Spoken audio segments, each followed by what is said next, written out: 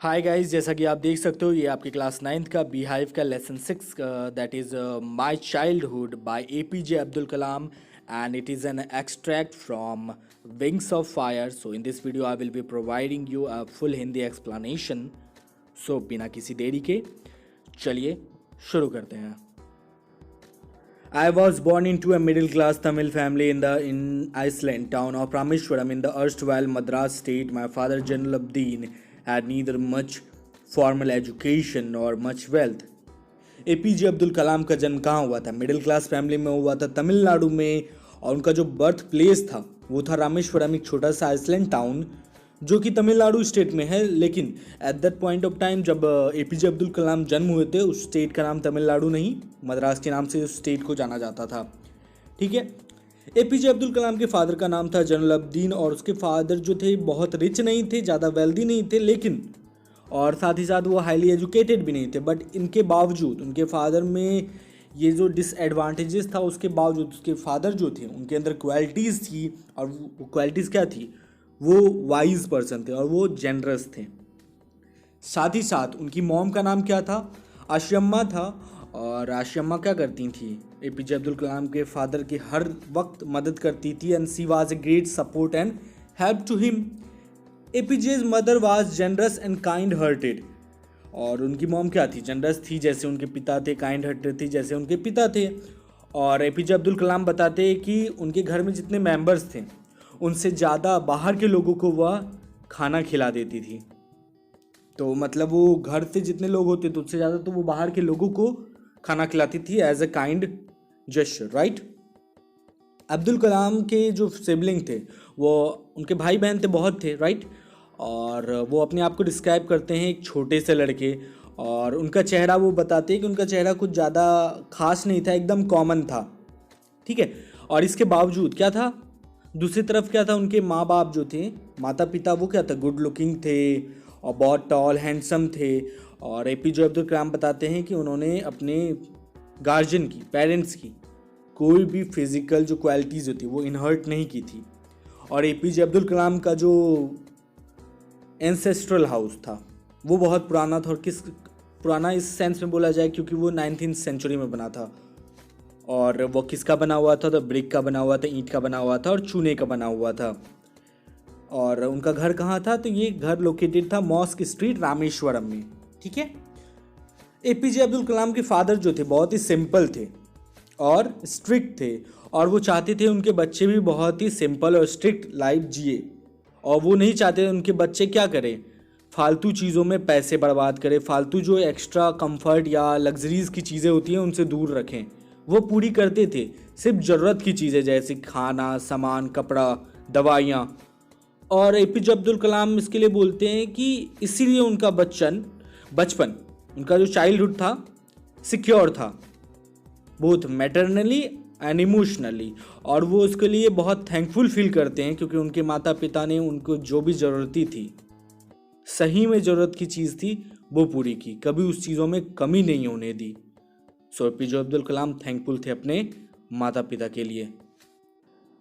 The second world war broke out in 1939 when I was 8 year old. एपीजे अब्दुल कलाम बताते हैं कि सेकेंड वर्ल्ड वॉर जो था, दूसरा विश्व युद्ध, वो स्टार्ट हो गया था कब? 1939 में, जब वो 8 साल के थे. और किसी रीज़न से उन्हें कभी समझ में नहीं आया कि जो मार्केट में था टेमारिंड का जो बीज था उसका मार्केट में मांग जो था बढ़ गया था, डिमांड जो था बढ़ गया था. टेमारिंड आप इमली को बोलते हो, ठीक है. और वो क्या करते थे, उनको नहीं समझ में आया, लेकिन वो क्या करते थे, टेमारिंड के बीज को कलेक्ट करते थे, उनको बेचते थे. मॉस्क स्ट्रीट में जाके वहाँ पे एक प्रोविजन शॉप था, वहाँ पे जाके उसे बेचते थे. और उनको ट्रांसली सम मिलता था जो कि 1 आना था. और 1 आना क्या था? उनके लिए बहुत ज़्यादा बड़ा अमाउंट था उस टाइम में, क्योंकि 1 आना जो था 6 पैसा बराबर था. और उस टाइम एपीजे अब्दुल कलाम जो 8 साल के थे उनके लिए वो बहुत बड़ी रकम थी. ठीक है. My brother-in-law Jalaluddin would tell me stories about the war which I would later attempt to trace in the headlines in Dinamani. Dinamani यहाँ पे न्यूज़पेपर है, एक तमिल न्यूज़पेपर हुआ करता था उस टाइम में. और उनके ब्रदर इन लॉ कौन थे? जलालुद्दीन थे. वो उनको वॉर की कहानियाँ सुनाते थे. और बाद में क्या करते थे एपीजे अब्दुल कलाम? क्या करते थे? उन कहानियों को न्यूज़पेपर में ढूंढने की कोशिश करते थे. By the war Our area, being isolated, was completely unaffected by the war, but soon India was forced to join the Allied forces and something like a state of emergency was declared. State of emergency का मतलब होता है president rule implement हो जाता है। President rule का मतलब होता है कर्फ्यू, ठीक है।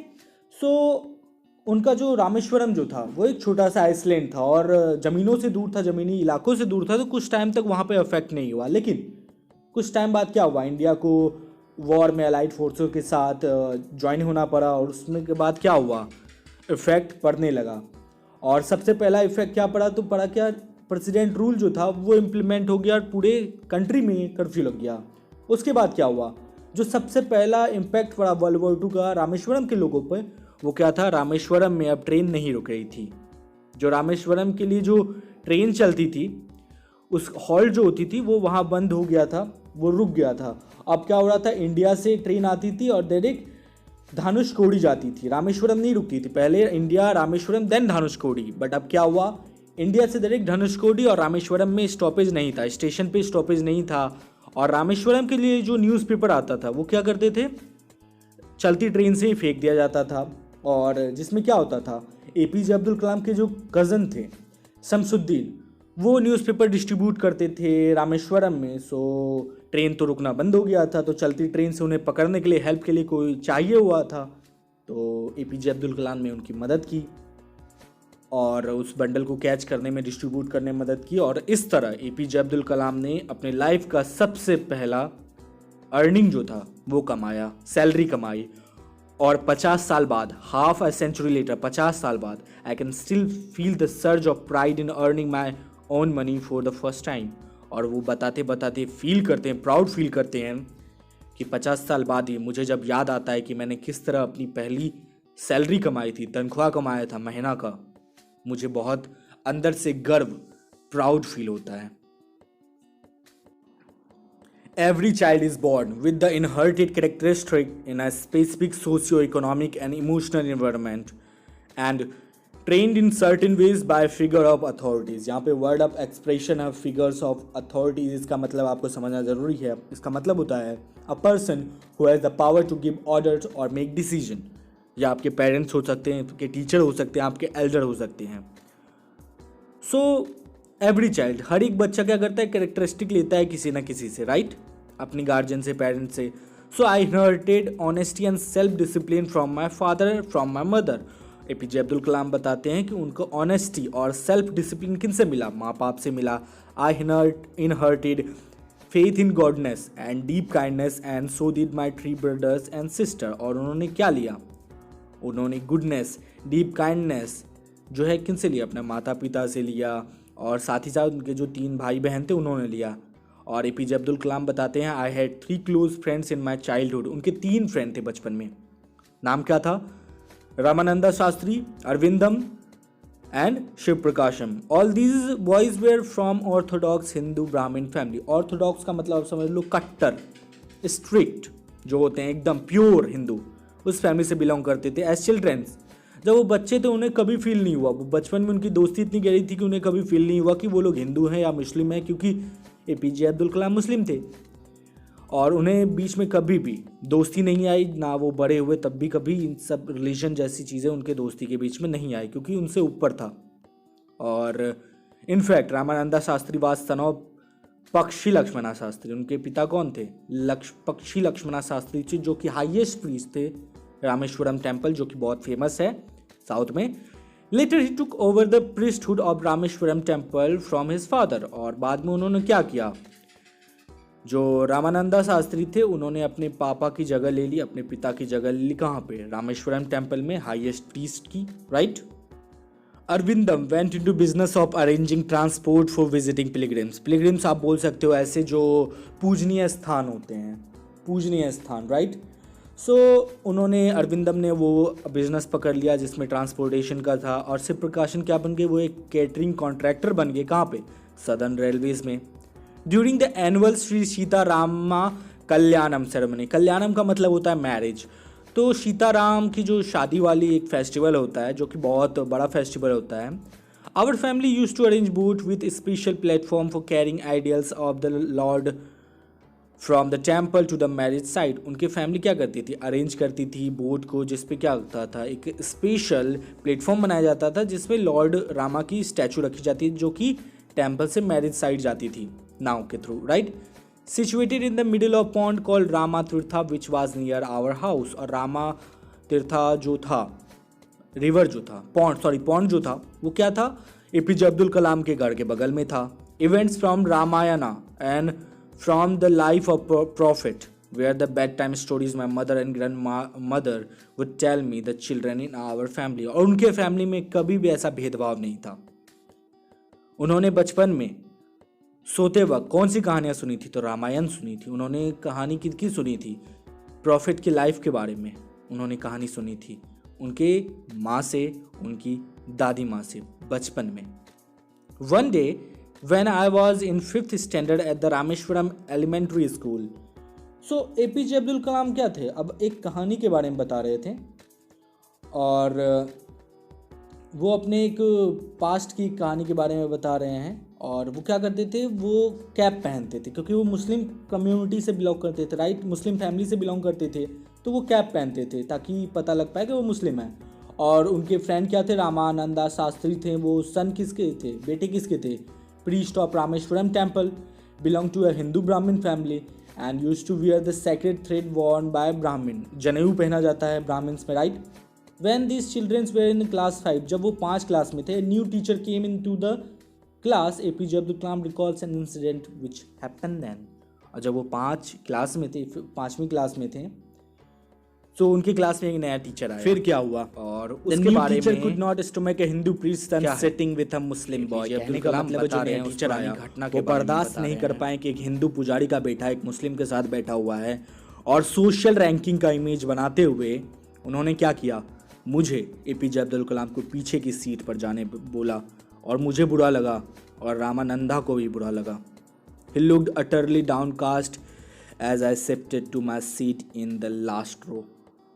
मैं उसके चेहरे पर, रामानंदा के चेहरे पर मैं वो दुख देख सकता था। जब मैं पीछे जा रहा था वो रो रहा था। The image of him weeping when I shifted to last row left a lasting impression on me. और जब मैं पीछे जा रहा था तो मुझे वो इमेज, जो रामानंदा का जो रोने का इमेज था, वो मेरी ज़िंदगी में हमेशा के लिए मेरे यादों में बस गया कि मेरे दोस्त मेरे लिए किस तरह फील करते हैं। आफ्टर स्कूल के बाद क्या हुआ, हम लोग घर गए, हमने अपने पेरेंट्स को बताया and about the incident. Lakshmana Shastri summoned the teacher. किन्होंने बुलाया, लक्ष्मणा शास्त्री ने बुलाया टीचर को, और हमारे और रामानंदा के प्रेजेंस में उन्होंने टीचर को डांटा और उन्होंने बोला जहर नहीं फैलाने, सोशल इनइक्वालिटीज़ का, डिस्क्रिमिनेशन का, कम्युनल इंटॉलरेंस का, इन छोटे मासूम बच्चों में जहर नहीं फैलाने के लिए। He bluntly asked the teacher to either apologize or quit the school and the Iceland। और उन्होंने क्या बोला, उन्होंने टीचर को बोला या तो इन बच्चों से माफ़ी मांगो या तो इस स्कूल को और रामेश्वरम आइसलैंड टाउन को छोड़कर चले जाओ। The teacher asked sorry for the mistake he had done and due to Lakshmana Shastri's determination his thought about religion and caste changed। और उसके बाद क्या हुआ, रामानंदा शास्त्री जितना उन्होंने डिटरमाइन थे इन सब चीज़ों को लेके, कास्ट को लेके, कि कोई भी ऊंच नीच नहीं होता है, कोई धर्म छोटा बड़ा नहीं होता है, उस नए टीचर का जो था बिहेवियर जो था लक्ष्मणा शास्त्री के कारण पूरी तरह से चेंज हो गया, ultimately reformed. On the whole, the small society of Rameswaram was very rigid in terms of segregation of different social group। कहने का मतलब है रामेश्वरम जो छोटा सा टाउन था वो डिफरेंट छोटे छोटे कम्युनिटीज़ से बन के था, जिसमें शूद्र थे, ब्राह्मण थे, क्षत्रिय थे, वैश्य थे, सब थे, ठीक है, सब अपने अपने रिलीजन को अच्छे से फॉलो करता था। However my science teacher Shiva Subramania Iyer, जो कि एक ऑर्थोडॉक्स ब्राह्मण थे और अपने रिलीजन को अच्छे से फॉलो करते थे, बट वो क्या थे, रेबेलियस टाइप के पर्सन थे, और उनका मानना था कि कोई भी जाति छोटा बड़ा नहीं होता, कोई भी धर्म ऊपर नीचे नहीं होता, और वो चाहते थे कि डिफरेंट बैकग्राउंड के जो लोग होते हैं वो एक साथ मिलजुल कर रहे हैं। और वो मेरे साथ घंटों बिताते थे और वो मुझे कहते थे Kalam, I want you to develop so that you are on par with the highly educated people on the of the big societies. और वो मुझे कहते थे कि मैं तुम्हें चाहता हूँ कि तुम इतना डेवलप हो जाओ कि जो हाईली एजुकेटेड लोग होते हैं बड़े बड़े सिटीज़ में, तो उनका मुकाबला कर पाओ.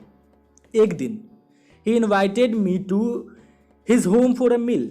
एक दिन क्या हुआ, उन्होंने मुझे अपने खाने के लिए बुलाया और उनकी वाइफ जो थी इस आइडिया से ही डर गई कि एक मुस्लिम बॉय को उनको अपनी किचन में खिलाना पड़ेगा. एक ritually pure kitchen. Ritually pure kitchen का मतलब होता है जिसमें आप अपने रिलीजन को स्ट्रिक्टली फॉलो करते हैं, जिसमें छोटी जाति के लोग, दूसरे धर्म के लोग आप अलाउ नहीं करते हो अपने किचन में. बहुत लोग करते हैं.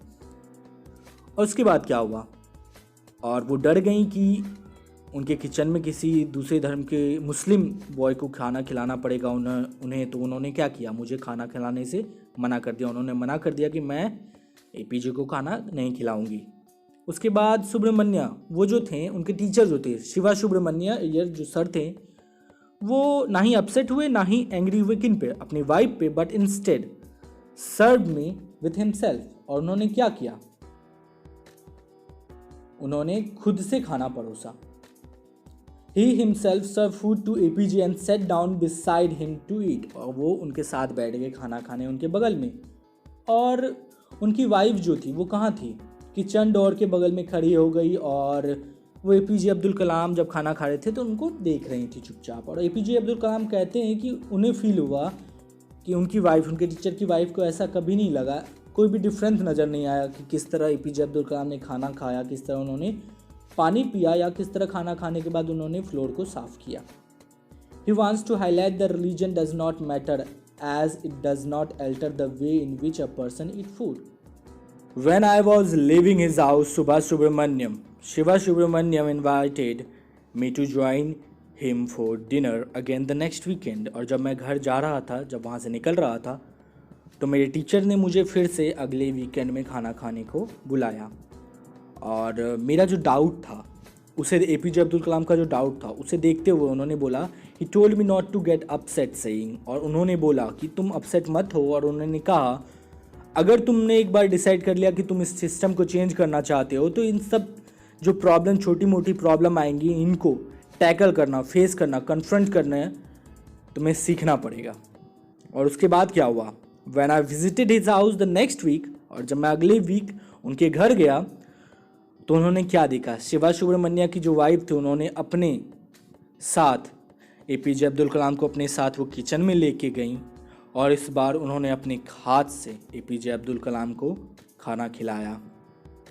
कहने का मतलब है वो दिखाना चाहते थे कोशिश करने वालों की हार नहीं होती है और चेंजेस ला सकते हैं वो सोसाइटी में.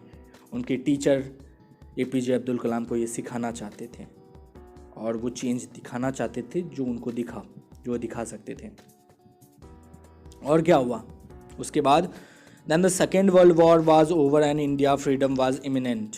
कहने का मतलब है सेकेंड वर्ल्ड वॉर ख़त्म होने वाला था 1945 में, राइट. और 1947 में क्या हुआ, इंडिया अपना जो देश था वो आज़ाद होने वाला था. और गांधी जी ने क्या किया, India will build their own India. और गांधी जी ने कहा कि इंडियंस जो हैं अपना फिर से अपना इंडिया बनाएंगे, खुद से बिल्ड करेंगे. और पूरे कंट्री में क्या हो गया था, होप बढ़ गया था. और उसके बाद क्या हुआ, मैंने अपने पिता से परमिशन मांगा दैट मैं कहाँ जाऊँगा. वो रामेश्वरम छोड़ के कहाँ जाना चाहते थे, डिस्ट्रिक्ट हेडक्वार्टर जाना चाहते थे, जो कहाँ था, रामनाथपुरम में था. और वो वहाँ जाकर हायर एजुकेशन लेना चाहते थे, आगे पढ़ना चाहते थे. जब एपीजे अब्दुल कलाम ने अपनी इच्छा बताई तो उनके पिता ने उनसे बोला, Abdul I know you have to go away and grow. Abdul मुझे पता है कि तुम्हें बाहर जाना है, दूर जाना है और ग्रो करना है. और वो बोलते हैं, does the seagull not fly across the sun. Seagull जो चिड़िया होती है, क्या वो अकेले आसमान में नहीं उड़ती है, बिना किसी घोंसले के.